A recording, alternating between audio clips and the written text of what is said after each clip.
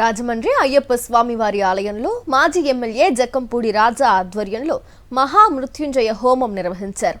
మాజీ మంత్రి కాపు ఉద్యమ నేత ముద్రగడ పద్మనాభం ఆరోగ్యం మెరుగుపడాలని ప్రత్యేక పూజలు చేశారు.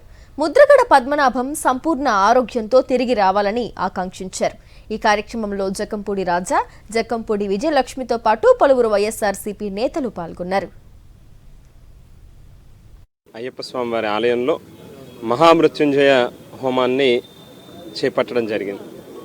మనందరికీ ఆప్తులు, ఆత్మీయులు, మరి ఈ రాష్ట్రంలో అనేక సమస్యల పట్ల సుదీర్ఘకాలం రాజకీయాల్లో ప్రజల కోసం పోరాడినటువంటి ముద్రగడ పద్మనాభం గారికి సంపూర్ణమైనటువంటి ఆరోగ్యాన్ని ఇవ్వాలని, హాస్పిటల్ నుంచి తిరిగి మళ్ళీ బయటకు వచ్చి ప్రజా జీవితంలో ఉండాలని, మరింత ఆయుష్నివ్వాలని చెప్పి ఆ పరమశివుడిని కోరుతూ ఈ యొక్క కార్యక్రమాన్ని చేపట్టడం జరిగింది.